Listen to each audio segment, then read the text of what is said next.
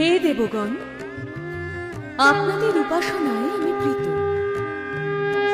আমার কৃপা কল্যাণ সর্বদা বর্ষিত হবে আপনাদের উপর।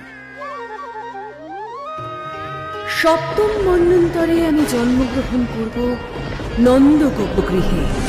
বিন্ধ্যাচল নিবাসিনী রূপে পুনরায় ধ্বংস করব শুম্ভ নিশুম্ভকে। আবার বিপ্রচিত্তি বংশীয় দানবগণকে বধ করে আমি প্রখ্যাত হব রক্তদন্তিকা নামে। দুর্গম নামক অসুর বেদ হরণ করলে সৃষ্টি হবে বন্ধা। শাকম্ভরী দুর্গা রূপ ধারণ করে রক্ষা করব ত্রিলোক। সিক্ত হবে ধরাতল। যখন হিমালয় পর্বতে রাক্ষসেরা সাধুজনের উপর চরম অত্যাচার শুরু করবে, আমি ধারণ করব আমার উগ্র ভীমা মূর্তি। অরুণাসুর ত্রিভুবনে বিঘ্ন সৃষ্টি করলে আমি আবির্ভূত হব অসংখ্য ভ্রমর বেষ্টিত ভ্রামরী রূপে।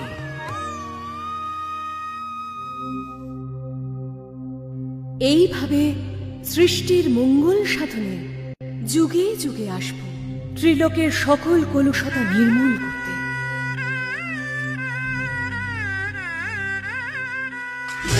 জয় জননী